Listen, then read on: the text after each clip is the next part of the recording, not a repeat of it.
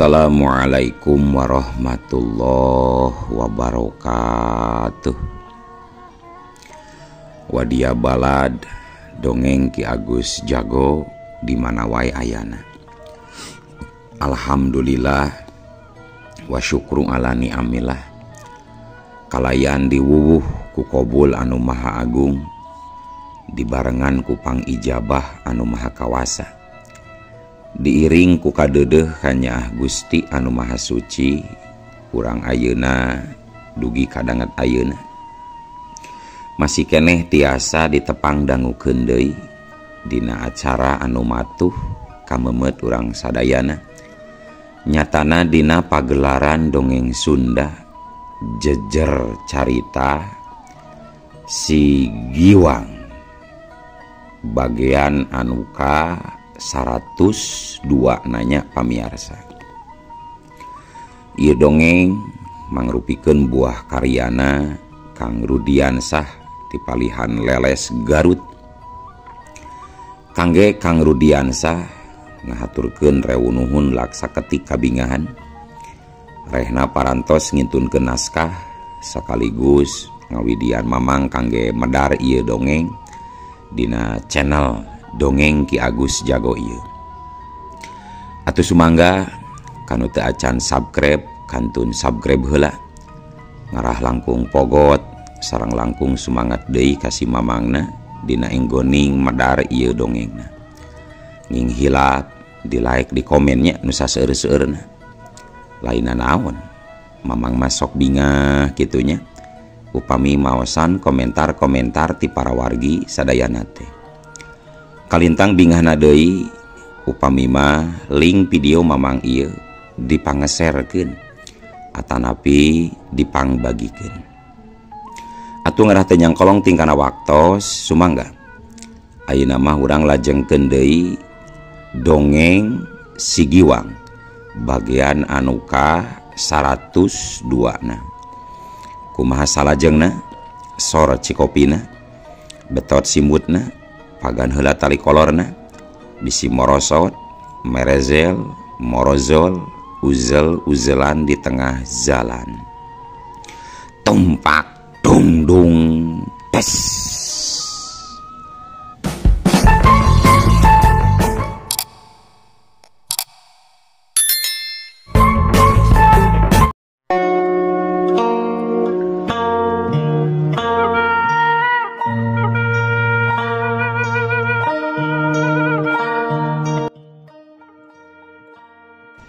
Siluman begu bisa nyingkahan karena sabetan pedang lawan anu ngarah kana sirahna.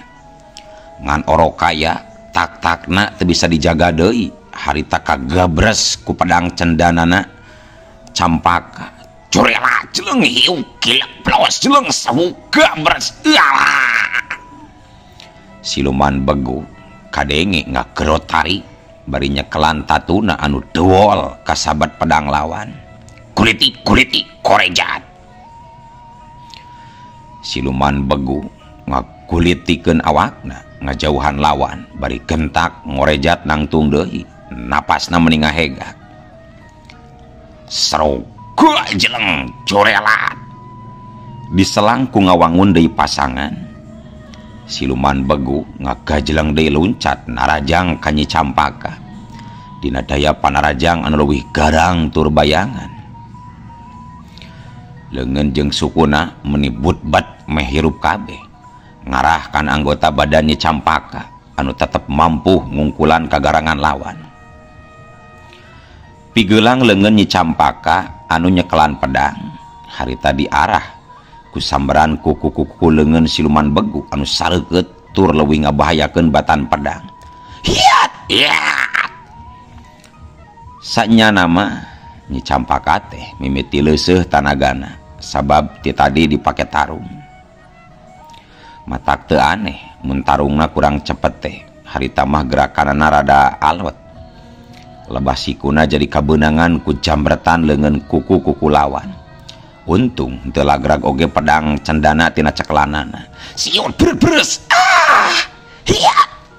Nyi Campaka kadenge ngagero kaget, tapi bisa kene males narajang pedangna nyabat palipisan lawan. Siut beres alah. Siluman Begu kabagian anu ngagerau ayeuna mah palipisanana getihan kasabat ku pedang cendana Dewi Campaka. Jeung dina kayan sungut Siluman Begu masih keur calangap ngagerau nahan kanyeri. Harita disusul tepus ku panarajang susulan. Ngajadikeun Siluman Begu ngagerau deui tarik jeung panjang. Sabab genggerongna katurih ku pedang cendana na Nyi Campaka. Siut gebres alas. Siluman Begu jirimna terus ngiles lantaran musnah binasa. Getih anu ngucur maseuhan taneuh oge milu ngiles taya tapak-tapakna acan. Kayaan di ieu tempat bener-bener teu aman. Loba siluman anu ngaganggu kana lengkah aing. Aing kudu gancang ninggalkeun ieu patempatan kieu carana mah. Bari arek neangan cai walungan anu herang ngagenyas. Asa tuhureun ieu teh ti koro hayang nginum. Pangaruh tina leuseuh meh beakeun tanaga urut tarung. Nyi Campaka bet jadi tuhureun hayang nginum. Corelat ceulenglas. Nyi Campaka terus bae ngacorelat luncat ninggalkeun eta patempatan. Teu lila jog anjog ka sisi walungan anu caina herang ngagenyas jeung ngakulida gede. Kabeneranana we Nyi Campaka kudu manggihan walungan anu caina herang. Jerut Nyi Campaka turun ka walungan laju nginum saseubeuna sarta si beungeut ngumbah getih anu ngucur dina sikuna jeung mersihan awakna anu kalotor ka kebulan taneuh. Para wargi sadayana binasana Siluman Begu tang tue langsung tembus kana batina Nyi Hurik. Nyi Hurik angot kudu muji dina jero hatena jeung muji kana kahebatan ilmu Nyi Campaka anu memang sanggup ngabinasakeun 3 pasukan siluman. Nyi Hurik saterusna mah nangtukeun sikepna gesan turun ngalakukeun tindakan dumasar kana pancen titah parentah ti Nyi Wisik salaku ratuna. Jeleng belesat. Nyi Hurik terus ngabelesat dituturkeun ku anak buahna gesan ngalakukeun tindakan. Strob Nyi Hurik jeung pasukan nepi ka hiji tempat anu cek geteran batina memang eta pisan tempat anu kudu dituju teh. Nyi Campaka sanggeus ngarasa cukup menang cai pikeun ngubaran ti corona anu asa garing sabab tuhureun. Terus harita hanjat deui ka luhur ngaliwatan gawir anu tadi kaliwatan ku dirina. Tapi barang srog nepi ka luhur kasampak aya 4 jirim geus ngabaradaga nangtung ngahapit Nyi Hurik anu nangtung pangtengahna.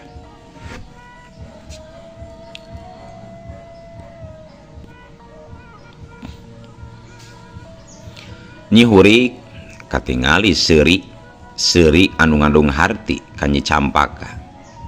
Terus neuteup antep ka Nyi Campaka. Lalaunan leungeun Nyi Campaka ngaragamang deui kana pedang anu ngadaplok dina tonggongna. Sorot panonna neuteup antep ka hareup. Males teteupan Nyi Hurik laju cumarita. Saha aran di kaopatan? Siluman ti mana? Jeung naon maksudna bet ngahalangan lengkah kuring? Cek Nyi Campaka ngandung pananya. Nyi Hurik anu harita gancang ngajawab bari seuri Nyi Kiki.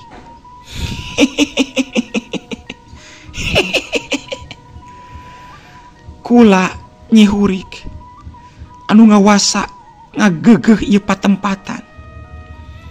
Na ari andika saha anu sabenerna? Naon maksudna bet aya di dieu? Wani-wani ngulampreng ngambah ka ieu patempatan? Jawab Nyi Hurik bari langsung malik tumanya ka Nyi Campaka.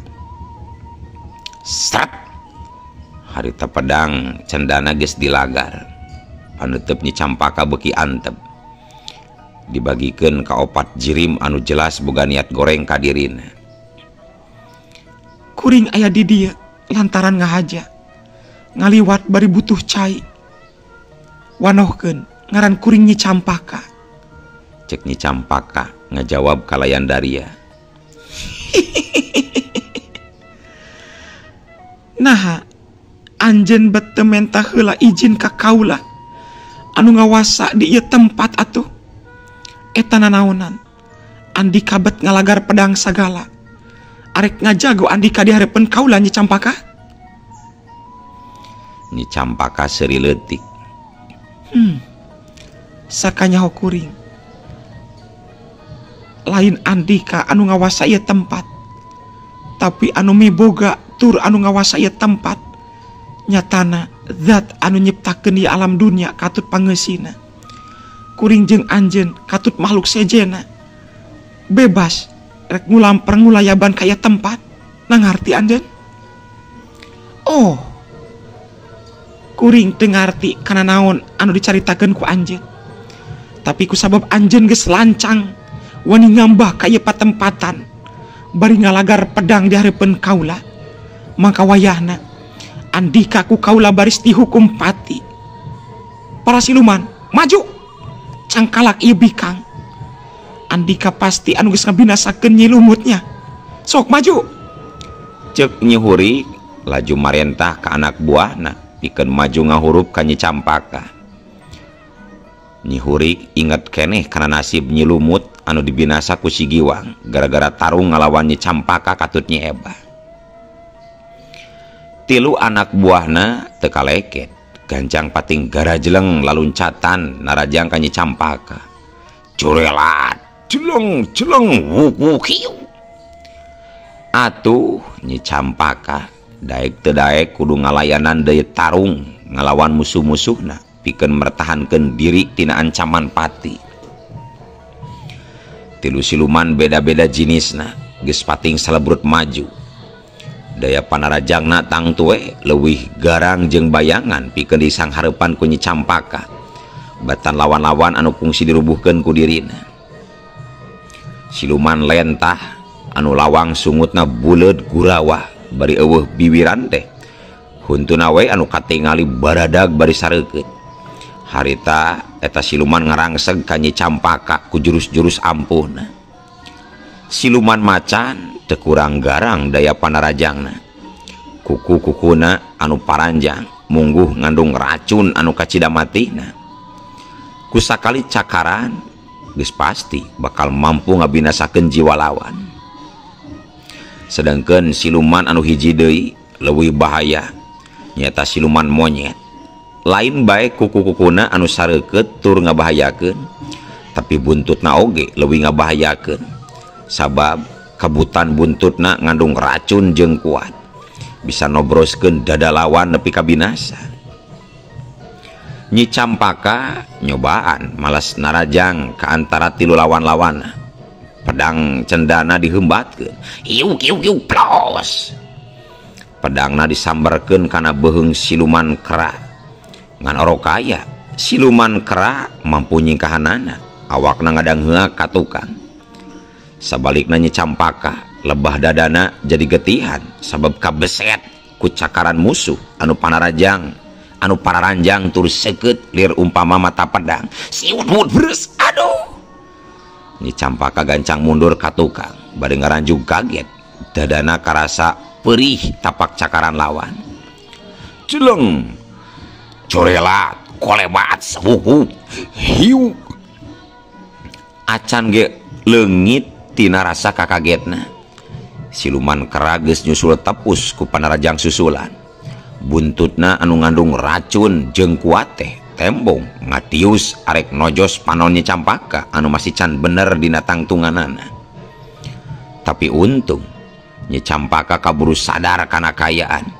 Harita gentak ngakurentelkeun awakna kagigir micen serangan lawan anu beh bae ngalolongkeun sapasang panenjona. Siwet hut gorentel plos. Sambaran buntur siluman kera harita ngeplos. Sedangkeun Nyi Campaka anu keur ngagorentel kene awakna langsung diboro ku siluman lentah anu robah jadi lentah saujratna kalayan dina ukuran anu lain deui gedena ngagurimpal segede gulungan kasur. Huluna nyurubuk arek nyaplok jeung nyedot sirah Nyi Campaka sarta awakna arek terus digayem hirup-hirup. Plu nalika keur ngagorentel pedang cendana Nyi Campaka lesot tina cekelanana. Ditakis memang lain takiseun. Kari-kari leungeunna anu bakal jadi karo-karo leungeun anu bakal jadi korban. Taya deui pilihan, Nyi Campaka kapaksa kudu ngagorentelkeun deui awakna nyingkahan sambaran siluman lentah. Kejadian saterusna memang hebat. Siluman lentah ngabelesak awakna nepi ka laput nobros lemah bari disada ngaluarkeun sora anu aneh. Au au. Nyi Campaka teu cicingeun, gancang ngajaulkeun awakna ka luhur ngawahan sarta anggangna sabaraha deupat tina lemah. Nalika ku juru panonna katingali taneuh teh ampul-ampulan bari nyuruwuk muru badan manehna anu keur ngagoler. Seteng kalayang. Barang jeung kitu tina jero taneuh tembong lentah nuturkeun huluna heula. Tembong lentah nuturkeun huluna heula sungutna calangap bari tetep ngaluarkeun sora nu aneh. Hiat seteng kalayang sewus. Di luhur aya dahan kai anu potong taya daunan. Gep. Dua leungeun Nyi Campaka nyepengan eta dahan. Awak Nyi Campaka jadi ngagulantung di luhur. Sedangkan sungut lentah beuki deukeut jarakna kana suku Nyi Campaka pikeun nyaplok. Lap. Nyi Campaka gancang nielepkeun dua sukuna ka luhur. Sarta mageuhan cekelan leungeunna kana dahan tangkal sakuat tanaga. Mun seglagrag weh badana kahandap geus pasti bakal terus asup kana sukut lentah anu sakitu calawak badagna. Dina kayaan keur kitu Nyi Campaka ras inget masih boga kene peso balati. Ku kituna leungeunna gancang anu sabelah nyabut peso balati tina balik bajuna. Set. Laju eta peso balati teh dibaledogeun ka palebas sungut siluman lentah nu keur calawak. Siut hus cerep. Peso balati teh ngablesur ka handap laju tembus kana jero sungut sarta lak-lakan siluman lentah.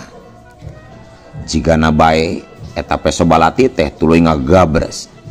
Daharita teh siluman lentah langsung nimbulkeun sora anu bangunan ka nyeri bari ngabebeutkeun maneh kana lemah.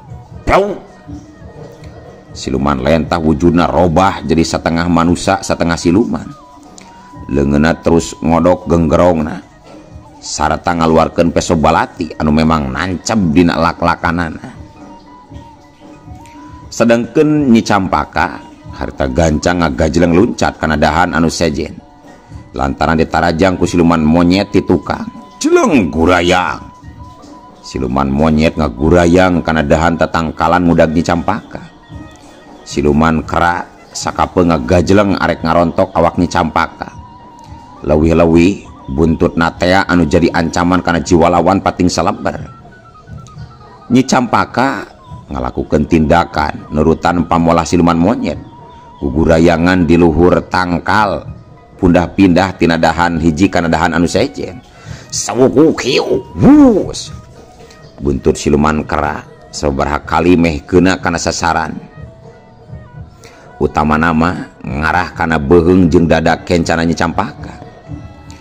Nyi Campaka ngarahuh dina jero hatena lantaran tanagana mimiti leuseuh deui bari awak asa lalungseh.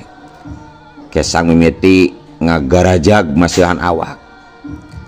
Duh, kieu carana mah bakal tamat riwayat hirup aing. Aing bener-bener leuseuh jeung lungseh ti tadi tarung bae. Pileleyan Ki Guru. Hampur abdi bisa tepung deui Ki Guru. Cek Nyi Campaka batina ngajerit sumambat kanu jadi guru. Mimitingi pisan harapan karena bisa hirup lebih panjang. Nyi Hurik anu nenjokeun tita tadi harita ngagupayan siluman macan katut siluman lenta. Kadar ieu andi kaduaan cukup teu kudu maju deui babarengan. Kula boga kayakinan si Campaka geus leuseuheun tanagana moal kuaten deui lila taruh ngalawan si siluman kera. Bakal binasa ku siluman kera alatan beakeun tanaga jigana mah.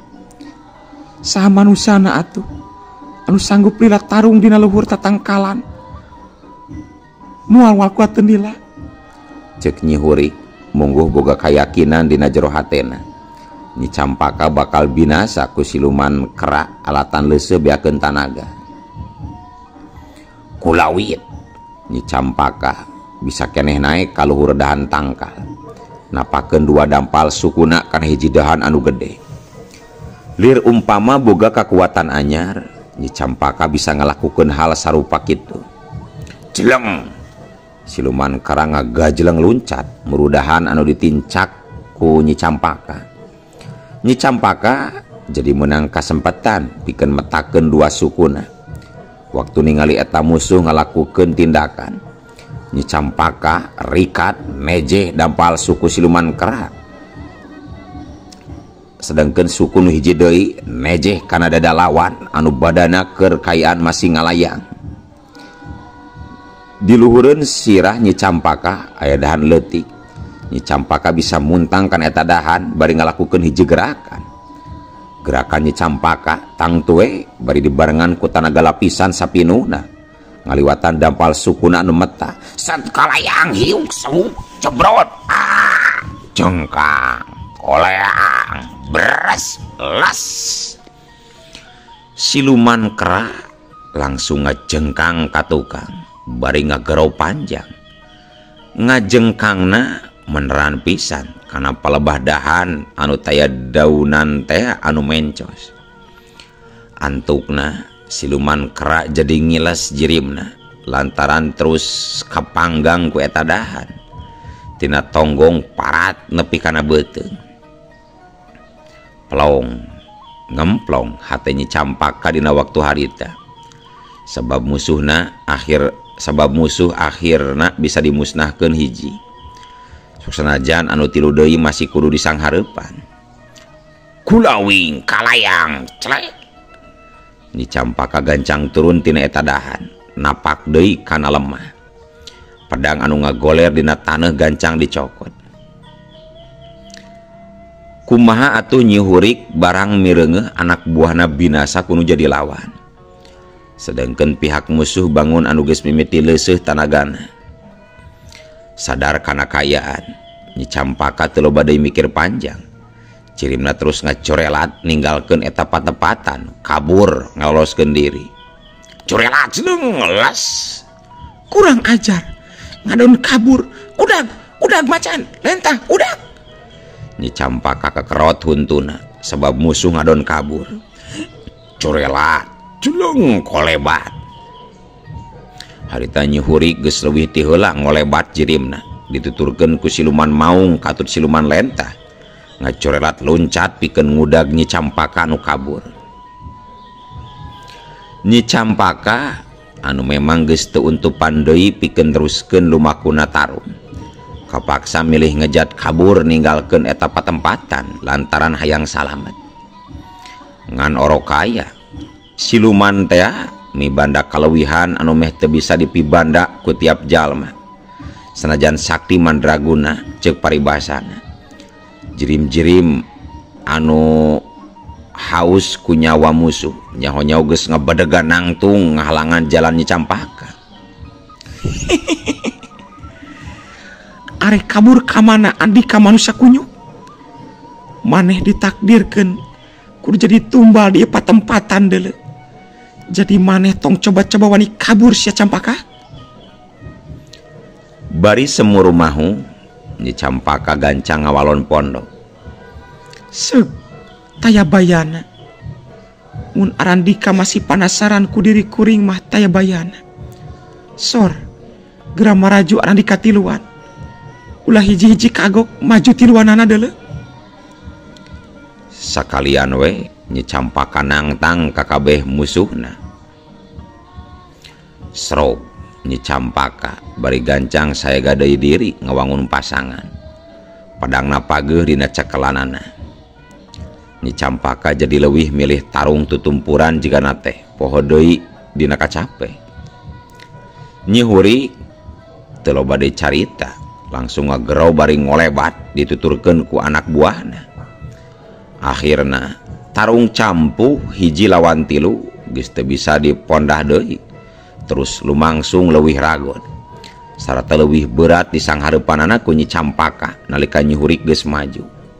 Corelat, kolebat. Nyi Campaka tembong kokolebatan jirimna mangsa ngimbangan daya panarajang ti tilu musuh-musuhna anu galarang tur bayangan. Nyi Campaka bener-bener nguras tanaga jeung pangartina sangkan tetep bisa ngajaga diri tina pati anu ngancam kana jiwana. Rang segan daya panarajang lawan jelas mangrupa ancaman pikeun Nyi Campaka. Nyi Campaka anu memang geus loba teuing ngaluarkeun tanaga tembong mimiti kadeseh loba mundur ka tukang nyingkahan serangan lawan. Sabab arek males narajang teh susah lantaran Nyi Hurik bangun anu terus maju teu mere deui kasempetan pikeun dirina males narajang.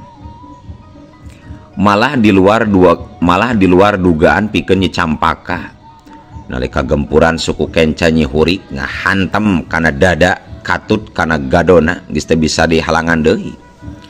Sedengkeun panarajangna siluman maung jeung siluman lentah mah untung masih keneh tur mampu masih bisa keneh disingkahan ku Nyi Campaka. Corelat jeleng sewuk kieu, corelat jeleng plawasiu sewuk plawasiu, corelat jebrot jetot deus. Nyi Campaka nepikeun ngalenggak sirahna ka tukang nalika gadona dihantem ku dampal suku musuh anu bari nyedem kakuatan. Carehamna mungguh asa nyengsol. Malah bareng jeung kitu Nyi Hurik geus ngagajlang deui loncat nyusul tepus ku panarajang susulan dibarengan ku dampal leungeunna anu meber arek ngahantem dada lawan. Tapi Nyi Campaka masih kena sanggup naki serangan lawan ku leungeun kenca. Temikeun mun dadana kudu kabeunangan mah. Corelat jeung semu kieu kiat ya. Sarta saterusna dampal leungeun masing-masing nempel bari ngageleter ngadu kakuatan kasakten anu laju bantro. Siut pak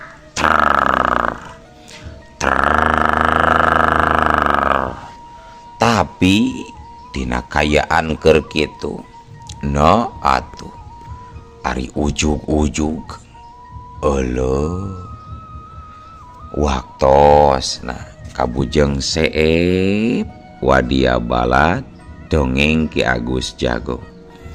Keun atunya ieu dongeng teh urang cekapkeun we heula dugi ka dieu. Insyaallah enjing pageto baris dilajengkeun deui. Atuh kukitu kukieuna mamang saja amit mungkur amit mundur ti payunan para wargi sadayana. Hayu ah. Assalamualaikum warahmatullahi wabarakatuh.